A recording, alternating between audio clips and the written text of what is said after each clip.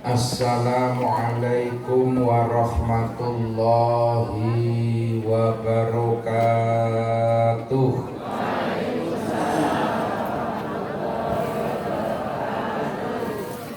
Bismillah, alhamdulillah, alhamdulillahilladzi arsala rasulahu rahmatan lil alamin, wassalatu wassalamu ala asrofil anbiya'i wal mursalin sayyidina wa maulana Muhammadin wa ala alihi wa ashabihi ajma'in, amma ba'd.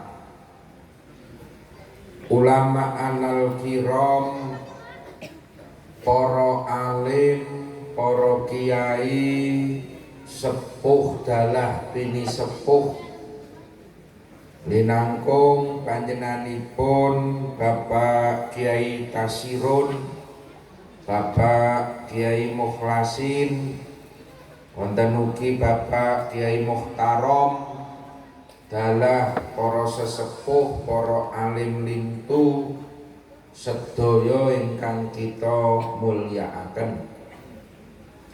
Priyageng pangembating praja sedaya ingkang kinurmatan, Bapak-bapak pengurus Jam'iyah Nahdlatul Ulama surriyatan au tanfidhiyatan, ibu-ibu muslimat NU, konco-konco gerakan pemuda Ansor Fatayat, Ibnu IPPNU, dalas doyo santri jamaah pengaosan sedaya kemawon ingkang kita mulyakaken. Alhamdulillah wa syukru lillah. Dalu menika kita waget pinanggihan sareng-sareng sak perlu kita niati takdiman li maulidin Nabi Muhammad sallallahu alaihi wasallam. Mugi-mugi acara dalu menika waget dados tunggalipun bukti raos tresno kita, mahabbah, rasa cinta kita terhadap beliau Rasulullah Muhammad sallallahu alaihi wasallam, yang sehingganya kula jenengan sedaya niki benjang waget diakeni dados umat Kanjeng Nabi lan waget topi kantuk ingkang nami syafaat, pitulungan Kanjeng Nabi wonten ing dinten kiamat. Allahumma amin. Kanjeng Nabi Muhammad niku didhawuhke khotamul anbiya, pungkasane para nabi. Memang zahir Kanjeng Nabi lahir niku memang yang terakhir di antara para nabi, tapi beliau juga disebut Sayyidul Awwalin wal Akhirin. Beliau menjadi pengayom, pemberi syafaat awalin untuk umat. Sejak awal umat Nabi Adam jaluk syafaat tetap karo Kanjeng Nabi. Umat para nabi sampai hari ini, umat akhir zaman, semua berharap syafaat kepada beliau. awalin wal akhirin. Keranten apa? Meskipun Kanjeng Nabi niku lahir paling akhir, tetapi Nur Muhammad itu sudah memancar jauh jutaan tahun sebelum beliau lahir. Teng swarga niku pun memancar. Jadi Nabi Adam alaihi salam nalika teng swarga niku sempat gumun heran. Karena di setiap dinding-dindingnya surga, niki kula kabari riyen nggih Bu nggih. Ben sesuk nek sampean mlebu swarga ora kaget. Dadi teng swarga niku tiap ana saka tiang dinding niku pasti tertulis tulisan Allah, sebelah kanan jejere mesti ana tulisan Muhammad Rasulullah. Nabi Adam niku gumun Muhammad kiye sapa? Kok mulya temen asmane bisa bersanding dengan Allah. Akhirnya Nabi Adam matur kalian Allah, Muhammad niku sinten Gusti? Oleh Allah dijawab, Adam, sira ora kena meri, ojo cemburu. Muhammad kui kekasihku, Muhammad kui calon nabi akhiruz zaman. Wonten ing hadis qudsi didhawuhke Allah ngendika kalian Nabi Adam, laula Muhammad, seandainya aku tidak menciptakan Muhammad, ma khalaqtuka, maka aku tidak akan menciptakan kamu Adam. Nah, nek Gusti Allah mboten gawe Nabi Adam, kira-kira kula sampeyan niki wonten napa mboten? Mboten. Dadi anane menungso sak alam donya niki merga Gusti Allah niki wis nyiapke calon pemimpin menungso sing mulya jenengane Muhammad sallallahu alaihi wasallam. Laula Muhammad ma khalaqtuka wala khalaqtul jannah. Dan seandainya aku tidak menciptakan Muhammad, aku juga tidak akan menciptakan surga, kata Allah. Jadi anane swarga dengan segala keindahannya itu diciptakan karena Allah sudah menyiapkan penghuni surga yang mulia, beliau Muhammad sallallahu alaihi wasallam.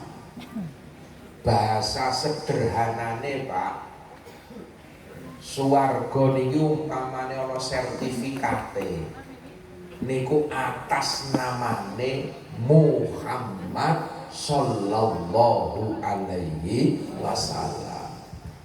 Mula nek kula sampeyan pengin mlebu swarga, yo harus berbaik-baik dengan Kanjeng Nabi.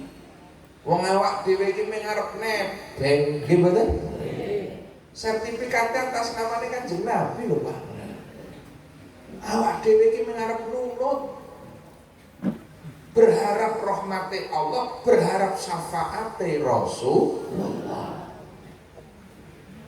Maka kalau kita pengen mlebu swarga ya kudu nderek dawuh-dawuhe Kanjeng Nabi, nebihi larangane Kanjeng Nabi, kita memperbanyak sholawat kepada beliau Nabi. Itu adalah upaya kita untuk sekali lagi berharap rahmat dan syafaatnya Rasulullah Muhammad sallallahu alaihi wasallam. memang istimewa, luar biasa Pak. Di Al-Quran itu banyak disebutkan nama-nama dalam Al-Quran. Ono jeneng kok disebut teng Al-Quran, itu pasti nama yang luar biasa. Saking apike jenenge.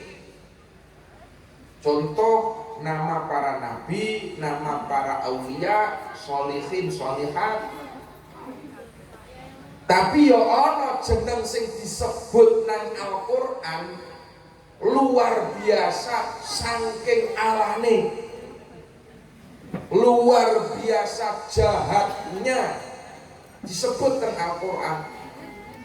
Ono Fir'aun gitu, ono meneh sing luar biasa khusus itu disebut oleh Allah. Abu Lahab, tabbat yada Abi Lahab wa tab. Abu Lahab niku pamane Kanjeng Nabi. Omahe jejer karo Kanjeng Nabi. Setiap hari bertemu mendengar dawuh-dawuh Kanjeng Nabi. Tapi kenyataannya Abu Lahab niku mboten iman, bahkan memusuhi Rasulullah. Niku Abu Lahab sing sedulure Kanjeng Nabi, sing bendina petuk karo Kanjeng Nabi, nunggu dawuh-dawuh Kanjeng Nabi, tapi ora iso iman. Lah teng mriku niku awak dhewe kudu syukur, Pak. Kudu syukur, alhamdulillah. Endah-endahe wong Sidareja nggih. Jenengan karo Kanjeng Nabi pernah napane, Bu? Ponakane napa? Sedulur dudu, omahe adoh kono doh kene, petuk kowe durung tau, lah kok awak dhewe iso iman percaya karo Kanjeng Nabi. Percaya mboten? Niku lah sing jenengane Yahdi Mayyasha. Ketika Allah sudah memberikan hidayahnya Mayyasha kepada yang siapa Allah kehendaki, doh kono doh kene, petuk urung tahu, krungu urung tahu langsung, kita bisa percaya karo Kanjeng Nabi niku sing gerake ati pikiran kula jenengan Gusti. Mula bejo-bejone awak dhewe lah wong Jawa, omahe adoh, petuk ora, sedulur ora, lah kok iso percaya. Abu Lahab niku sedulur cedhak ora percaya. Bahkan uripe niki mungsuhi Kanjeng Nabi, beberapa kali mencoba membunuh Rasulullah, hingga sampai Abu Lahab niku matine bi ghairil imani wal Islam, mati dalam keadaan kafir. Niku sedulure Kanjeng Nabi. Lah setelah Abu Lahab itu meninggal, selang beberapa waktu kemudian keluargane niku ana sing diimpeni. Seakan-akan melihat Abu Lahab niku sedang menangis nang pojokan kuburan, raine niku beta-betu, sekujur tubuhnya penuh luka. Sedulure wau kaget takon. Cara bahasane nggon dhewe, Pakde, sampeyan nopo lah kok nang pojokan nangis? Ora sumbut nalika nang donya mbiyen petentang. Begitu masuk kuburan nangis. Abu Lahab jawab, ya iki oleh-olehku. Biyen nang donya ora percaya karo Muhammad. Oleh-olehku nang donya biyen ingkar karo pangerane Muhammad. Hari ini siang malam yang saya terima hanya siksaan dan siksaan kubur. Itu Abu Lahab. Tapi aku cek mendingan le, cek lumayan. Lah kok lumayan pripun? Wong digebuki kok lumayan. Tiap dina Senin aku ki oleh keringanan, dibebaskan dari siksa kubur. Bahkan tiap hari Senin di antara jari jemarine Abu Lahab niku memancar air yang bening. Abu Lahab bisa ngombe sakwareke kapan dina Senin. Tapi begitu maghrib deng malam Selasa banyune mampet gebuki maneh Pak. Selasa, Rebo, Kamis tekan Jumat malam Senin lereng. Malam Selasa gebuki terus ngoten niku tekan dina kiamat. Niku nasibe Abu Lahab. Lah kok bisa ngoten, Pak? Abu Lahab jawab, ingsun kelingan. Senajan to aku bisa umur urip mungsuhi karo Muhammad, tapi aku jek eling nalika dina Senin tanggal 12 Rabiul Awal taune taun gajah. Aku kuwi oleh kabar saka Suwaibah. Suwaibah niku budak. Budak niku ya ingon-ingon sing ngladeni tiap dina sak piturute. Kalau zaman dulu budak itu harta yang termahal. Mula membebaskan budak itu sedekah yang besar. Suwaibah tiba-tiba memberikan kabar juragan, pun lahir ponakan sampean. Jabang bayine bagus, ganteng, wajahnya mencorong. Jenengane Muhammad sallallahu alaihi wasallam. Abu Lahab kaget, anake Siti Aminah, nggih leres. Seketika Abu Lahab itu merasa bahagia, seneng mboten karuan lahire Kanjeng Nabi. Saking bahagianya Abu Lahab niku sampai Suwaibah halan seketika dibebaskan. Kowe dina iki merdeka, bebas. Minangka rasa bungahku syukur kelahirane Muhammad. Lah gara-gara niku tau melu seneng sepisan tok pas lahire. Tahu melu sedekah sekali pas lahir Kanjeng Nabi, meskipun dia itu kafir, musuh, karo Gusti Allah masih diberikan keringanan siksa kubur. Itu mahalnya cinta kepada beliau Nabi. Muga-muga kula sampeyan sing wis dimodali iman, kula sampeyan sing wis dimodali Islam, ditambah kita cinta kepada beliau Nabi, bahagia dengan kelahirannya beliau Nabi, syukur bagi gelem sedekah kanggo maulid Nabi. Mugi-mugi kula sampeyan dibebaske saking siksa kubur. Ora mung dina Senin nggih Bu nggih. Tapi ya Selasa, Rebo, Kamis, Jumat tekan sok kiamat. Kula jenengan pikantuk syafaatul uzma, pertolongan beliau di hari kiamat. Allahumma amin. Itu mahalnya cinta kita kepada beliau Nabi.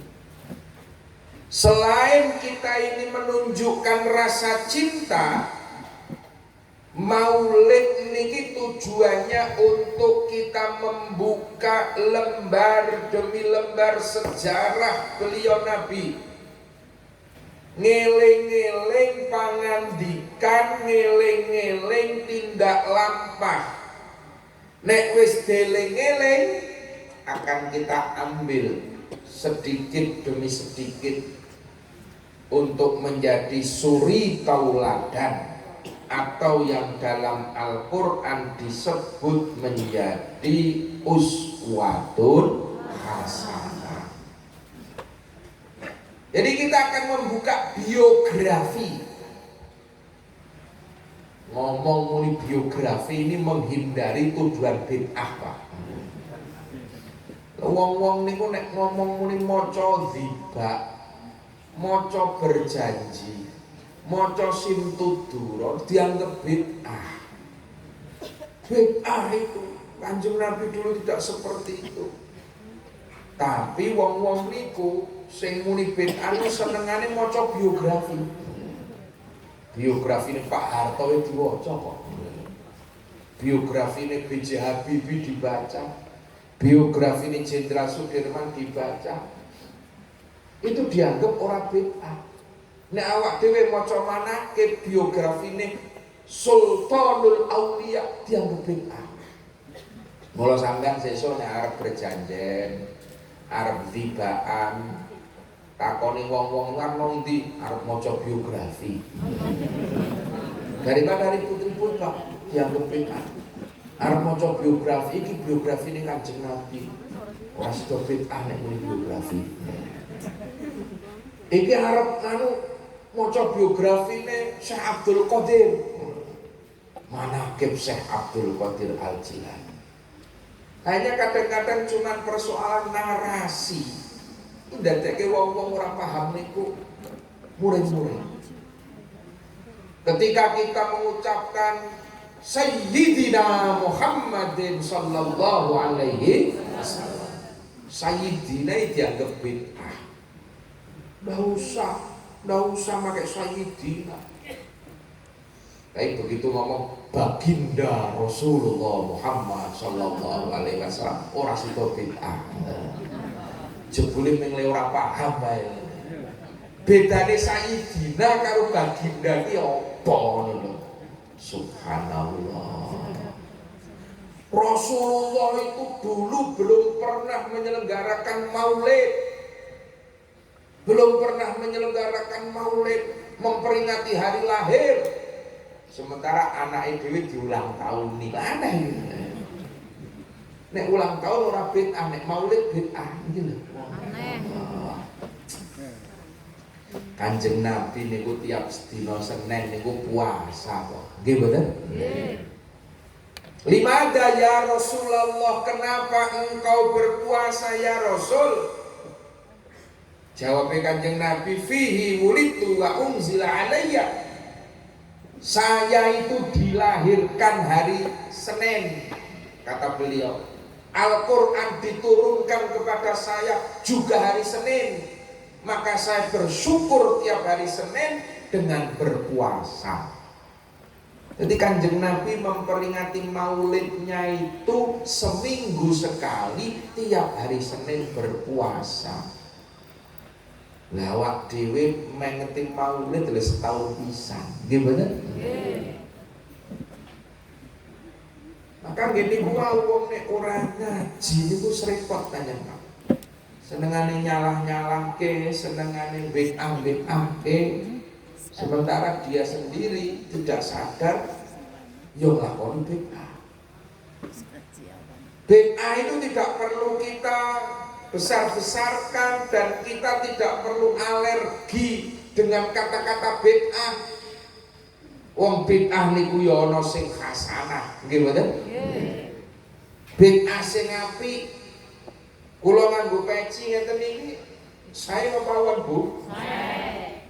Kanjeng Nabi riyen dereng nate nganggo peci. Apa meneh sing mereke Atlas mboten enten. Mboten enten, tapi kula Pak Kiai ngagem peci. Itu memang dulu belum ada, tapi ini untuk kebaikan. Mula diarani bid'atun hasanatun. Ora apa-apa bid'ah. Asal bid'ah sing apik, nggih mboten? Masyarakat mriki tiap bulan Ramadan taraweh kiambak-kiambak napa jamaah? Jamaah. Kanjeng Nabi dereng nate taraweh jamaah, Pak. Mboten nate Kanjeng Nabi. Taraweh jamaah niku dimulai ketika zaman Sayyidina Umar bin Khattab. Sing odo-odo niku Sayyidina Umar. Taraweh mbiyen dhewe-dhewe nang omah, nang langgar, nang masjid wis sakarepe. Begitu Sayyidina Umar menjadi khalifah, Sayyidina Umar bikin perpres, peraturan presiden. Mulai Ramadan besok taraweh kudu ngumpul jadi sisiran masjid. Untuk apa? Syiar, biar umat Islam kelihatan kompak, umat Islam bersatu. Kita usung pemimpin imam sing hafidil Quran. Akhirnya dimulailah taraweh berjamaah. Niku wiwit zamane Sayyidina Umar bin Khattab. Niku jenengane bid'ah. Tapi karena bagus maka dikatakan bid'atun mandubatun. Bid'ah yang dianjurkan. Nggih mboten? Bid'ah yang dianjurkan. Bahkan wonten bid'ah sing wajibah. Bid'ah ning wajib. Mukjizat Rasulullah Muhammad sallallahu alaihi wasallam niku sing jenengane Al-Qur'an. Awak dhewe niki nek arep nyonto Kanjeng Nabi, zaman saiki piye wong kurang tau weruh Kanjeng Nabi. Kita akan meniru akhlak beliau Rasul. Akhlak beliau Rasul itu seperti apa? Lah niku dijawab kalian Siti Aisyah, wa kana khuluquhu al-Qur'an. Nek kowe pengen nyonto akhlake Kanjeng Nabi, akhlak Rasulullah itu Al-Qur'an. Mula awak dhewe gelem ra gelem kudu ngaji. Al-Quran mushaf yang hari ini kita pegang, kertas nih kok. Zaman Kanjeng Nabi dereng wonten, Pak. Apa meneh Quran sing nang jero HP. Wah, tambah bid'ah pol niku. Zaman Kanjeng Nabi mbiyen niku Quran niku ditulis di pelepah kurma. Ditulis di kulitnya unta, ditulis di kulitnya kambing.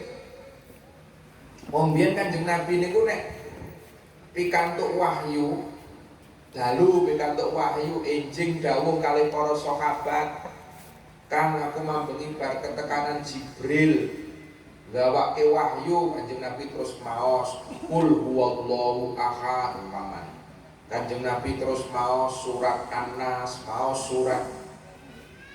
Sahabat-sahabat sing dobite niku dobit sodron, IQ-nya di atas rata-rata, cerdas. Niku biasanya langsung ngacung, "Ya Rasul, izin kula apalke." Setiap no. Tapi nek sing dobite niku dobit kitab ora nulis lali. Akhirnya matur, "Ya Rasul, izin kula tulis." Ditulislah di pelepah kurma. Ditulislah di napa kulite unta, kulite kambing. Maka ketika Rasulullah sedo niku ya Quran tersebar teng pundi-pundi. Dibukukannya Al-Quran niku dimulai ketika zaman sahabat Utsman bin Affan. Niku mulai ditulis sahabat sing do hafal Quran mulai do sedo, bahaya iki nek ora lek ditulis. Sementara Quran sing nang kulit unta, kulit napa semebar, kumpulkan. Dimulailah proyek penulisan Al-Qur'an. Mengundang sahabat Anas bin Malik sing nulis. Itu proyek itu rampung nanggon Khalifah Utsman.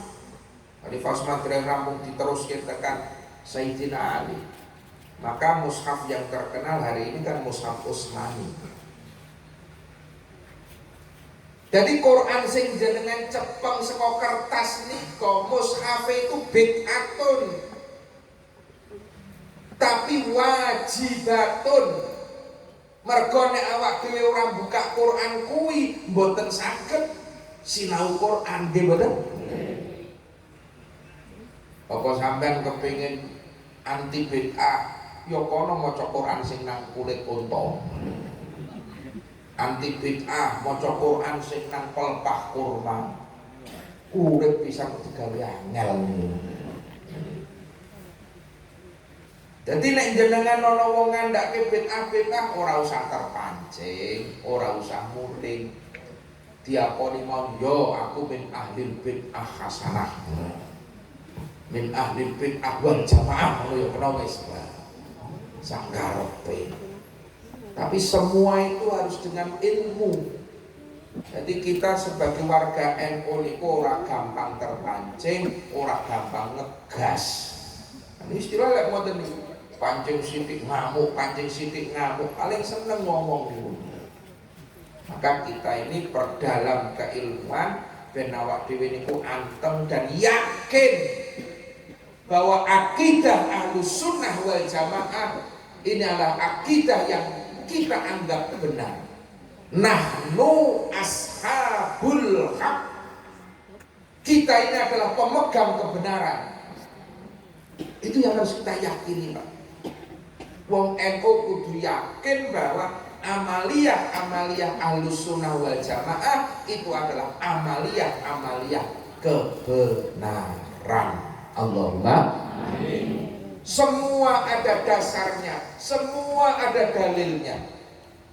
Amaliyah tinggalane para kiai-kiai itu kabeh ana dasare. Itu yang harus kita yakini bersama-sama. Para rawuh sedaya ingkang kita mulyakaken.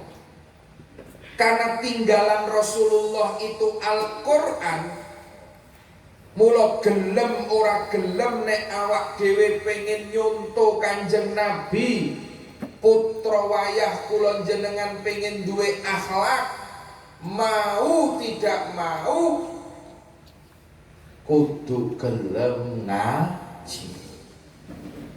Bacalah Al-Qur'an, pahami isi dalam Al-Qur'an dan amalkan ayat-ayat Al-Qur'an. Itulah akhlak. Tanpa itu, tanpa ngaji, mustahil menungso kuwi duwe akhlak. Mboten bakalan, Pak. Kapan orang ngaji ora kelakon duwe akhlak? Karena sumber akhlak itu adalah Al-Qur'an. Janjane Quran niku mboten wajib diwaca. Sing wajib niku diamalke. Sing wajib diamalke. Mula sahabat-sahabat zaman riyin niku ora ngaji ora apa-apa, Pak. Ya ana penake dadi sahabat sing diparing hidayah. Biyen niku mboten perlu ngaji, ora perlu maca Quran. Sing penting derek Kanjeng Nabi pun rampung. Kanjeng Nabi tidak masjid piye salat dicontoh plek lho kuwi Al-Qur'an. Kanjeng Nabi tidak teng pasar gakulan pengen ngerti berdagang secara Qur'ani, lihat dagangnya Kanjeng Nabi. Kanjeng Nabi tidak teng sawah macul pengen ngerti macul sing bener mungguh Quran, deleng macule Kanjeng Nabi. Kanjeng Nabi dia yo macul lho bundarane po. Muhammadun basyarun lakal basar. Nabi Muhammad itu manusia, itu ditegaskan oleh Allah. Karena saat durunge Kanjeng Nabi Muhammad niku ana Nabi Isa. Nabi Isa niku sing mukjizate iso nangekke wong mati. Akhirnya umatnya sebagian terus keblinger nganggep Nabi Isa ki pangeran. Nganggep Nabi Isa ki anake pangeran. Mukjizate aneh-aneh. Kanjeng Nabi Muhammad mboten dikai mukjizat sing aneh-aneh. Mukjizate Al-Qur'an. Nggih mboten? Al-Qur'an itu mukjizat yang bisa dipelajari, mukjizat yang bisa dipahami. Dan ketika Rasulullah sugeng Kanjeng Nabi niku ibaratnya adalah Al-Qur'an berjalan. Niku Kanjeng Nabi. Pengen ngerti macule Kanjeng Nabi, kuwi macul sing bener munggo Al-Qur'an. Yo gembroblos biyen ku Kanjeng Nabi niku macul kemringet. Sami kalih garwane jenengan. Mung bedane kringete Kanjeng Nabi niku wangi. Kringete bojone sampean ambunen dhewe. Itu sama. Kok Kanjeng Nabi ki menungso kok, Pak. Kanjeng Nabi niku yo dahar. Yo luweh kados kula sampean. Cuman Kanjeng Nabi niku nek dahar sedina cukup kurma 3 glinding 3 butir. Nek awak dhewe madang sedina cukup sego 3. Pira kok ceking? Bedane teng mriku niku, Pak. Jare ya padha-padha dahar. Itu Rasulullah. Kanjeng Nabi niku ya ngantuk, ya sare. Ning senajan Kanjeng Nabi niku ketingale merem zikrullah, nyambung eling karo Gusti Allah. Sampeyan merem pripun? Bablas. Seraine ngopo-opo, nggih mboten? Jadi Rasulullah itu manusia, Pak. Yo kadang ana duka, kadang yo ana seneng. Tapi sekali lagi akmalan nasi khalqan wa khuluqan. Rasulullah itu sempurnane manusia, khalqan physically kedadiane wa khuluqan dan budi pakertine. Akhlak Rasulullah itu Al-Qur'an. Wong biyen ora ngaji, ora apa-apa wong bendina kumpul Kanjeng Nabi. Tapi karena kita ini tidak bersama langsung dengan beliau, maka gelem ora gelem pisan maneh kudu ngaji. Karena dari situlah akhlak itu bisa terbentuk. Tanpa ngaji menungso ora bakalan duwe akhlak. Mula-mula pesen ket wingi-wingi niku jaman Covid niki. Sekolah bolehlah daring. Sekolah prei monggo. Tapi nek sing jenengane ngaji ora kena prei mesti pandemi. Nggih mboten?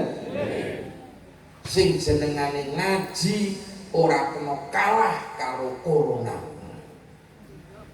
Karena nek ngaji ki prei bubar Pak Indonesia, Pak.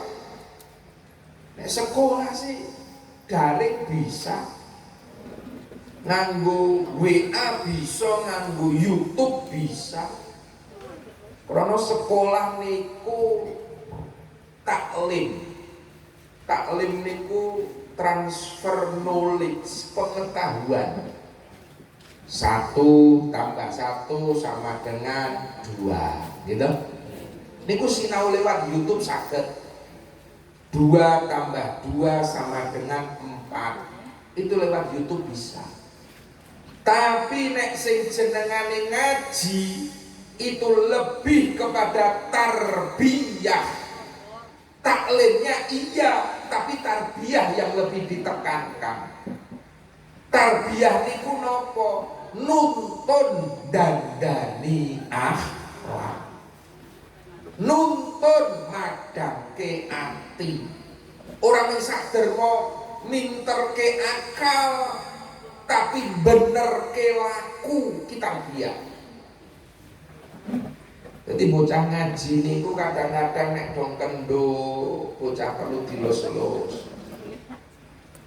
Sing tenanan le ngaji le, sing tenanan nduk le ngaji. Tapi kadang-kadang nek bocah dong rotok nakal ya perlu diseneni, bahkan kalau perlu sekali waktu diselentik. Lah nyelentik ngene nek liwat WA ora krasa, Pak. Nggih napa mboten? Nyelentik lewat YouTube ora krasa. Mboten saged, Pak. Maka yang namanya ngaji niku kudu wajhan biwajhin. Ketemu karo guru, kalau mau tarbiyah loh. Tapi kalau taklim silahkan, bisa taklim. Taklim niku contoh nek ngaji ngeten. Jenengan kepengin ngerti tata carane sholat. Buka nang YouTube tutorial sholat praktis, nemu kaprah. Nggih bener? Ngerti tata carane sholat. Buku-buku banyak di sekolah diajarkan sholat. Kalau hanya sekedar pengen ngerti tata carane sholat, kepengen ngerti agama sebagai pengetahuan. Kalau bocah-bocah saat ini kelas 1 sanawiyah, SMP, banyak nonton pelajaran agama. Ditakoni yuk pinter-pinter. Agama ujian bijine 100. Kapan waktunya sholat subuh? Bocah jawabnya bener. Sholat subuh dimulai ketika tulu il fajri, keluarnya fajar sodik, dan berakhir ketika tulu isamsi, matahari muncul dari timur. Jawabannya bener, nilai 100, ning bocah ora subuhan. Niku saniki, Pak. Agama itu hanya menjadi pengetahuan. Niku santri-santri ini Mbah Google. Tapi nek putra jenengan ting pondok pesantren beda. Yo ditaklim, digenahke faslun fi arkanis shalah. Esok jam 4 bocah yo digugah. Doprak-oprak 4:30 kudu tangi, jamaah. Niki tarbiyah. Ini yang tidak bisa dilakukan di luar pesantren. Mula bejo-bejone wong tuwa, putra-putri jenengan sing teng pondok-pondok pesantren. Karena pesantren adalah lembaga pendidikan yang tertua di Republik ini, yang terus konsisten untuk mentarbiyah anak didik, untuk berikhtiar mencetak generasi-generasi akhlakul karimah. Bahasa sederhana, Pak. Sekolah ki ndadekke wong pinter, ngaji kuwi ndadekke wong bener. Niku bahasa sederhana. Nek ning wong pinter Indonesia niku turah kathah, nggih mboten? Tiap tahun berapa ribu sarjana diluluskan, pinter kabeh. Sing langka saiki golek wong bener. Wong pinter akeh, korupsine munggah. Prono saya pinter korupsi. Sing korupsi niku wong pinter apa wong bodoh? Pinter, Pak. Mula sing penting iki benere dhisik, Pak. Masalah ngeten. Luwih gampang minterke wong bener timbangane benerke wong nggih. Luwih gampang minterke wong bener.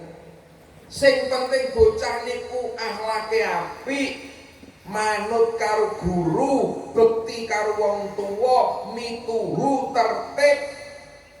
Diulang ngaji gampang, Pak. Dikei ilmu gampang. Tapi nek gedisian pintere Wis kadung pinter orang duwe akhlak angel iki dandanane, Pak. Wong pinter dikandani bantah kok nggih. Maka di pesantren itu yang lebih ditekankan pertama kali adalah soal akhlake. Itu tugas Rasulullah yang diteruskan oleh para ulama, para kiai. Akhlak. Pesantren ini bukan kontribusinya sudah luar biasa. Kalau hari-hari ini kita masih memperingati Hari Santri Nasional, yaitu penghargaan yang wajar dan terlambat jajan. Terlambat. Loh, pesantren itu lembaga pendidikan tertua di Republik ini. Kontribusinya luar biasa sejak pra kemerdekaan. Sebelum kemerdekaan, kiai-kiai pun berjuang melu merdeka ke Indonesia. Tahun 1800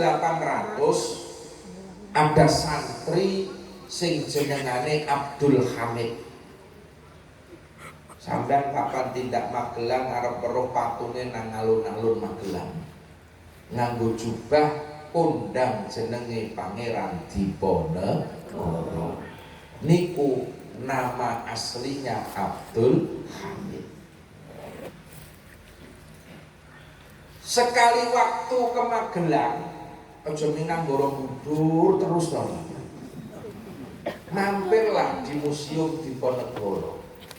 Jenengan masih akan ketemu fakta sejarah. Tasih wonten jubahe Pangeran Diponegoro. Dan yang lebih penting niku ijik ana kitab Fathul Qorib Kurasan kalih tasbih. Jadi Diponegoro niku dijebak Belanda, ditangkap niku wektu niku nembe mutolaah. Tangan tengen nyekel Fathul Qorib, tangan kiwane isih gocahi tasbih. Itu Diponegoro. Santri yang berjuang untuk tanah airnya. Jiwa kesantrian itu seperti itu. Oleh para kiai sudah ditanamkan hubbul waton minal iman. Orang mau ngaji tok ning santri iki ya kudu duwe rasa pembelaan terhadap Indonesia. Pesantren itu punya rasa cinta terhadap tanah airnya. Itu pesantren. Kula contoh mawon, kiai-kiai ngajari kula sampeyan. Ngajari kula jenengan untuk mencintai tanah air. Pesantren itu rela untuk tidak terkenal. Jenenge ora terkenal rapopo, sing penting terkenal desane. Sampeyan ketemu santri, mondok nang ndi Mas?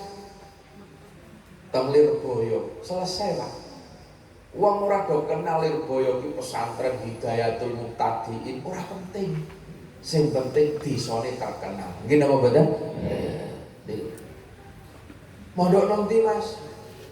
Nang Tebuireng, sama apa ngerti jeneng pondok itu Tebuireng? Ora mesti ngerti. Pondok nang ndi Mas? Denanyar. Wong ora kenal Mambaul Ma'arif, sing penting Denanyar selesai. Pondok nang ndi Mas? Nang Sarang. Al Anwar, mungkin ora do ngerti ning sing kondang desane. Nggih napa mboten? Niku ajarane kiai. Nang Tegalrejo, soal API asrama ora penting. Yang penting Tegalrejo wis terkenal. Biar nama pesantren tidak perlu dikenal, sing dikenal tanah airnya, yang dikenal Indonesianya. Itu ajarannya kiai. Beda nek muni kuliah. Kuliah nang ndi Mas? Semarang. Bisa takon. Semarang endi? Undip, UNES, UIN, pakai banget pertanyaannya Pak. Karena kampus ini kudu dikenal jeneng, ini orang kenal gelo Pak. Nek pesantren mboten enten Pak, mboten enten. Mondok nanti nang Lasem serampung, ora usah Al-Hidayah, ora usah mboten. Itu ajaran kiai untuk mencintai tanah air.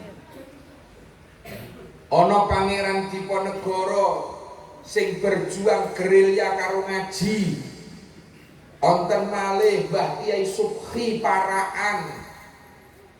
Anak-anak kita itu setiap Agustusan gagah nggawa bambu runcing merah putih, merdeka, merdeka.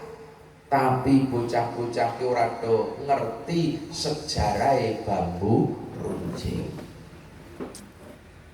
Bambu runcing itu sejarah Mbah Kiai Subhi. Ketika dulu laskar-laskar Hizbullah arep nglawan Belanda, bingung londoki duwe bedil, duwe pistol, duwe bom. Iki gamane apa?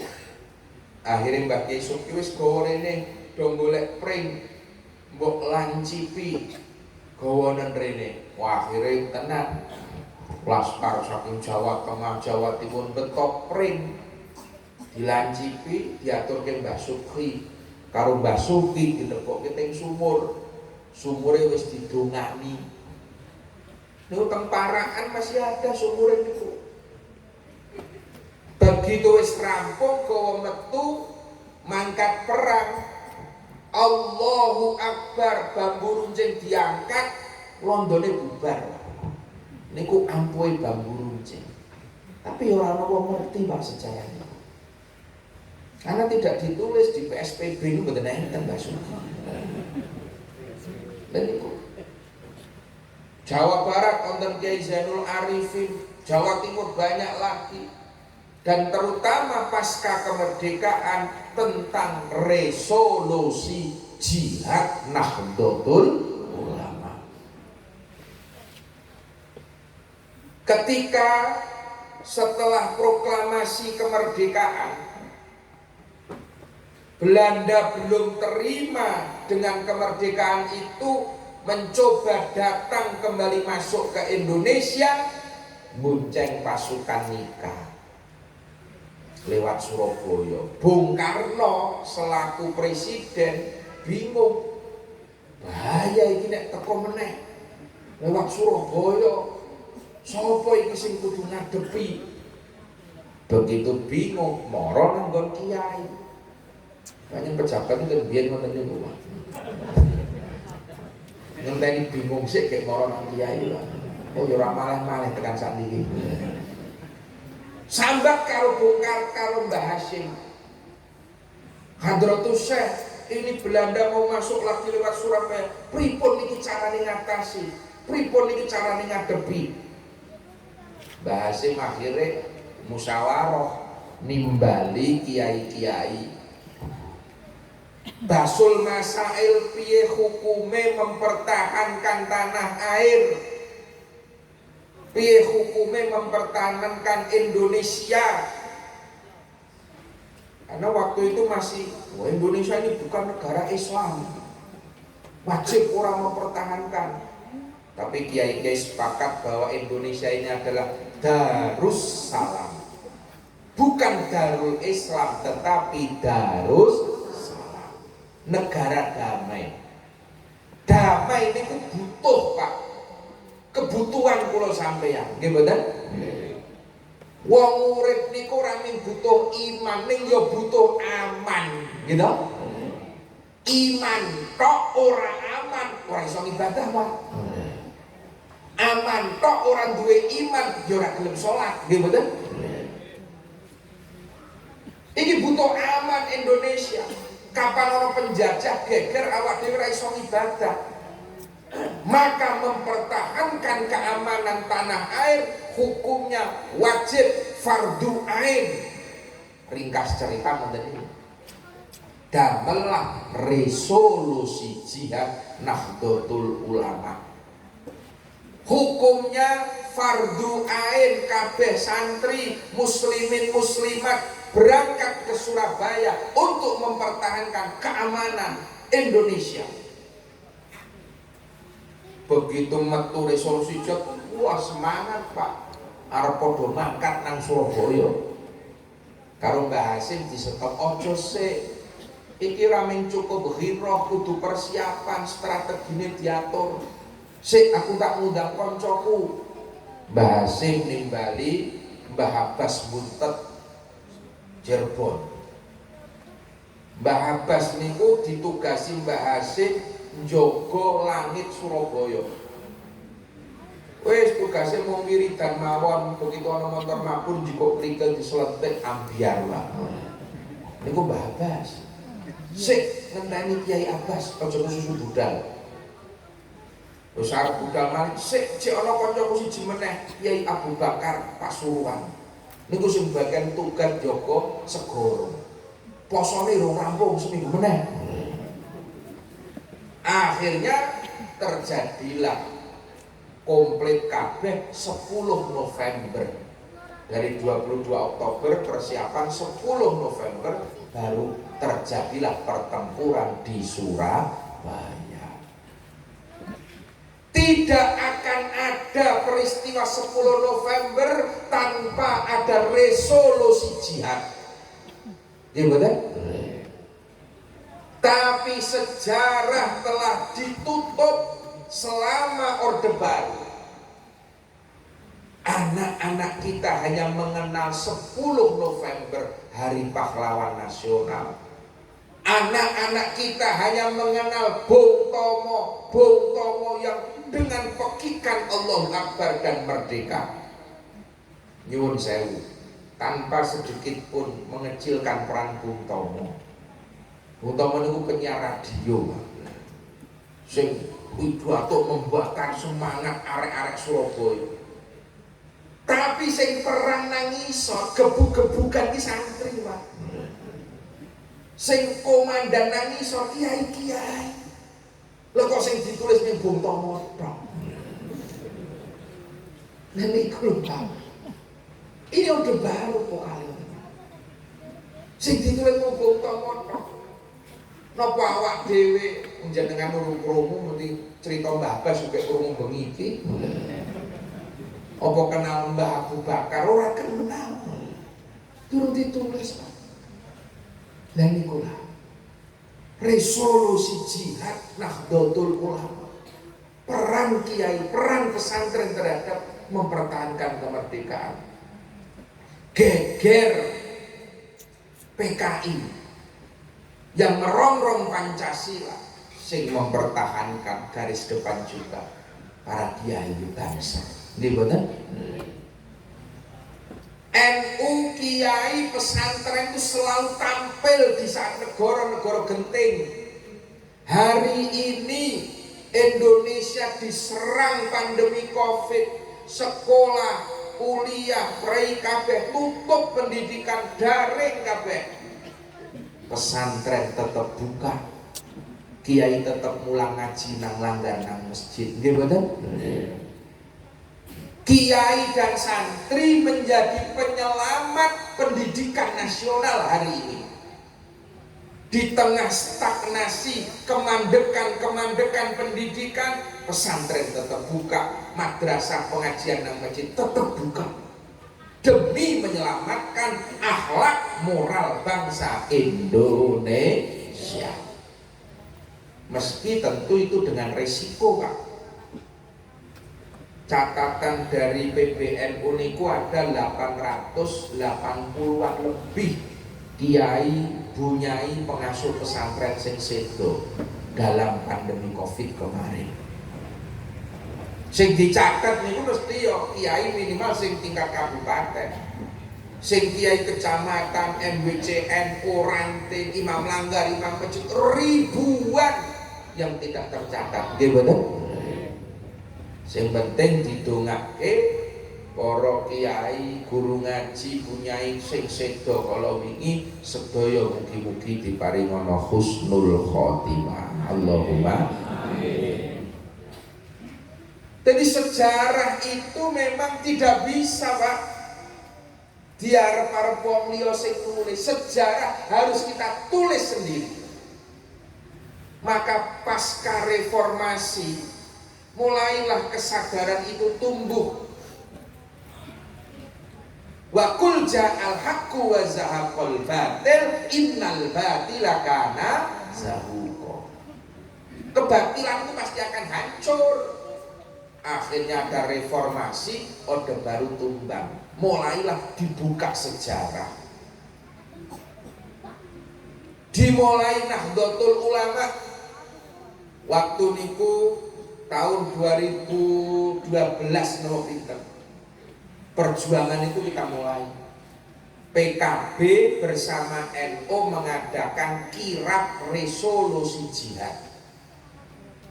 Mulai saka ujung Banyuwangi sampai Jakarta. Kirab bendera NU, kirab bendera merah putih, mengingatkan resolusi jihad 22 Oktober. Sejarah itu harus kita tulis sendiri, Bang. Mboten iso dipasrahke wong liya. Tanpa diperjuangkan kita, orang tidak akan menghargai para kiai dan ulama. Maka waktu niku dianake kirab PKB kali NU muter saka Banyuwangi tekan. Setelah itu 2012 terus 2014 Pilpres diusulkan dengan Pak Jokowi untuk mengingat resolusi jihad 22 Oktober ditetapkan menjadi Hari Santri Nasional. Itu hasil perjuangan kita, Pak. Pak Jokowi waktu niku mensepakati waktu itu sepakat diusul terus usul jangan 22 Oktober terlalu NU jadinya. Satu Muharram saja Hari Santri. Satu Muharram di tahun baru Islam ya. Akhirnya mau gak mau harus menerima 22 Oktober. Niku usulane NU, usulane PKB, Pak. Ini harus kita perjuangkan sendiri. Setelah ditetapkan Hari Santri Nasional, kalau mau dikai Hari Santri tanggal merah libur, rumun apa-apa nih? Perjuangkan lagi undang-undang pesantren. Pun diinisiasi PKB dirembuk karo NU, akhirnya gol undang-undang pesantren. Lah pesantren ki ya Allah, kaya ngene perjuangane kok masih dianggap menjadi lembaga pendidikan alternatif, lembaga pendidikan nomor 2 dipinggirkan. Pengakuan terhadap pesantren ini yang kita perjuangkan, Pak. Bocah-bocah santri sing ngapalke alfiyah wolak-walik, sinau mempeng maca kitab kosongan ora dakoni. Sementara sing meng kuliah pirang wulan, kuliah 2 tahun, 3 tahun, durung tahu kenal karo Zaidun, Pak. Durung tahu kethuk karo Hindun, apa meneh ngrasake dzoroba yo. Ngono dengan gagah beraninya oleh gelar SAG, sarjana alam gaib. Padahal Jaa Zaidun urung ngerti kuwi, Pak. Urung ngerti Jaa Zaidun. Lha sementara bocah-bocah santri sing nglothok sinau ora diakoni. Apa ora dolim ngeten iki, Pak? Alhamdulillah dengan adanya undang-undang pesantren itu pengakuan pelan-pelan terus berjalan. Wujud muadalah, wujud biyen kula rampung teng Lirboyo. Kowe kapan rampung ngaji mantek, kapan wis ngerti ukudul juman, jamul jawame. Niku mbiyen ijazah kula aliyah. Rampung aliyah. Tapi hari ini bocah-bocah sing mondok nang Lirboyo rampung ukudul juman, rampung mantek, rampung jamul jawame S1. S1, Pak. Lho kuwi malah ngumpuli sing lulusan IAIN mau niku, Pak. Ini sekarang sudah mulai jalan. Pendidikan kita pesantren ini mboten kalah kok dibanding karo sing nang Indonesia, bahkan yang di luar negeri. Buktine Gus Dur Gus Mus niku bola-bali ngendika. Biyen Gus Dur iki jaman kuliah nang Mesir karo aku wong sak kos-kosan bareng. Mangkat kuliah bareng, sore mangkat kuliah. Tapi begitu tekan kutha, Gus Mus mlebu nang kampus, Gus Dur menggok nonton film. Ini Gus Dur. Sesuk meneh mangkate bareng, Gus Mus mlebu kuliah, Gus Dur menggok ndelok bal-balan. Bola bali ngoten iki. Akhirnya Gus Mus kan tanglet, Gus sampeyan adoh-adoh saka Indonesia tekan Mesir kok ngarep nonton film. Jawabe Gus Dur napa? Lah wong materi kuliah sing mbok pelajari kuwi aku nang Tegalrejo wis katam. Jadi materi kuliah di alasan nang Jawa niku wis ana kabeh, Pak. Jadi putra jenengan ngaji nang Jawa niku janjane pun cekap nek soal ilmu Jawa, Mesir, Arab padha kabeh. Nggih mboten? Tinggal garek mempengi wae. Nang Jawa mempeng ya hasil. Nang Mesir mempeng ya hasil. Nang Mesir turah-turu ya goblok. Nang Jawa turah-turu padha gobloke, gitu. Sing penting iki manjada wajada. Manjada wajada. Nah, pengakuan itu tumbuh. Setelah itu pengakuan kok ora digawe apa-apa lho ya. Sekolah sing prei daring wae tetep oleh bos bantuan operasional sekolah. Pesantren. Ini soal hak, Pak. Akhirnya wis dadi undang-undang pesantren, tinggal satu petunjuk teknis tentang undang-undang pesantren itu harus wujud dalam perpres, peraturan presiden. Lah iki harus ditandatangani karo juragane. Akhirnya 3 bulan yang lalu pas Munas PKB, kiai-kiai sarang-sarang teng istana nagih niku, Pak. Kula wektu niku nderek kemawon. Sing teng ngajeng wonten Mbah Kiai Dimyati Rois, wonten Mbah Kiai Kafabi Lirboyo, wonten Mbah Kiai Marzuki Mustamar Jawa Timur, wonten Mbah Kiai Ubaidillah Sodakoh PWNU Jawa Tengah, bareng-bareng nang istana nagih Pak Jokowi perpresnya ditandatangani. Nek urung ditandatangani urung muni undang-undang pesantren niku. Akhirnya setengah bulan yang lalu pun ditandatangani. Alhamdulillah. Di situ ada dana abadi pesantren, di situ ada. Jadi kita tidak ingin mendengar lagi sesuk niku ana santri leren ngaji gara-gara biaya. Ana santri ra iso ngaji gara-gara raga. Negara harus ikut bertanggung jawab. Karena dari pesantren-pesantren itulah lahir pemimpin-pemimpin bangsa. Allahumma amin. Ini terus kita perjuangkan. Jadi pun ana wis ora iso nolak iki anggaran kanggo pesantren. Tapi itu belum selesai perpres niki kudu diteruskan perda. Kabupaten kudu ana perdane, provinsi ana perdane, baru nanti akan wujud. Pesantren juga betul-betul setara dengan lembaga-lembaga pendidikan lain. Ini harus kita perjuangkan sendiri. Tidak bisa dititip-titip ke wong liya kon merjuangke pesantren. Di wong niku karo Zaitun ora kenal kon merjuangke pesantren. Iki ora lakon. Lah mila kekompakan warga NU bareng-bareng berjuang ini dibutuhkan hari ini. Karena masih banyak PR-PR yang dihadapi oleh kita warga Nahdlatul Ulama. Jadi sekali lagi bersyukur kula jenengan duwe NU, bersyukur kula jenengan duwe pondok-pondok pesantren. Karena pesantren hari ini bukan lagi pendidikan alternatif, pesantren menjadi pendidikan utama. Siapa yang kepengen dua anak sing bener tur pinter, pesantren tempatnya. Siapa sing kepengen dua anak yang berakhlakul karimah tur pinter, pesantren tempatnya. Monggo kembalikan putra wayah jenengan ke pesantren.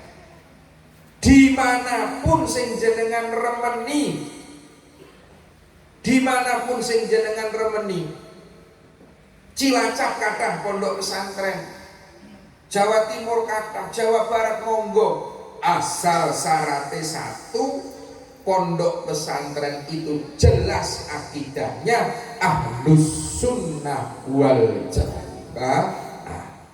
Pondok pesantren niku jelas ke NU-annya. Nek pondok pesantren NU niku Pak teng pundi mau mesti nyambung Pak. Mbuh kok ketemu nanggon Mbah Hasyim Asy'ari, mbuh ketemu nang Syekhuna Khalil, mbuh ketemu nang Syekh Mahfud At-Turmusi, sanad keilmuannya itu nyambung. Pun alumni pondok pundi mawon, asal NU ketemu, insyaallah pondok pesantren sing barokah lan manfaat. Allahumma amin. Para rawuh sedaya ingkang kita mulyakaken, dados mugi-mugi berkah Maulid Nabi, berkah kula jenengan sareng-sareng merjuangke Nahdlatul Ulama, dadosaken kula sampeyan kabeh dipun paringi keistiqomahan dalam ibadah, kula jenengan dipun paringi keturunan ingkang sholih lan sholihah, dipun paringi rizki ingkang halal barokah, dan puncaknya mugi-mugi kula jenengan sedaya benjang pinaringan husnal khotimah, husnal khotimah, husnal khotimah ala hadhihi niyah al-fatihah. A'udzubillahi minasyaitonirrajim. Bismillahirrahmanirrahim. Alhamdulillahirabbil alamin arrahmanirrahim maliki yaumiddin. Iyyaka na'budu wa iyyaka nasta'in. Ihdinas siratal mustaqim. Siratal ladzina an'amta 'alaihim ghairil maghdubi 'alaihim waladdallin. Amin. Bismillahirrahmanirrahim. Alhamdulillahirabbil alamin. Hamdan yuwafi wa yukafi'u mazidah. Ya Rabbana lakal hamdu kama yanbaghi li jalali wajhikal karim wa 'azimi sultanik. Allahumma shalli wa sallim ala sayyidina Muhammadin tibbil qulubi wa dawaiha wa afiyatil abdani wa shifaiha wa nuril absari wa diyaiha wa ala alihi wa sahbihi wa sallim. Allahumma ighfir lana dhunubana khotoyana wa kaffir anna sayyiatina kullaha ya Allah. Allahumma bijahi nabiyyikal mustafa rasulikal murtada hasil maqasidana maqasidat din maqasidat dunya maqasidal akhirah. Allahumma rabbana atina fid dunya hasanah wa fil akhirati hasanah wa qina adzabannar wa qina adzabannar wa qina adzabannar wa adkhilnal jannata ma'al abrar ya aziz ya ghaffar ya rabbal alamin. Subhana rabbika rabbil izzati amma yasifun wa salamun alal mursalin walhamdulillahi rabbil alamin. Kathah kalepatan nyuwun pangapunten. Akhirul kalam wassalamualaikum warahmatullahi wabarakatuh.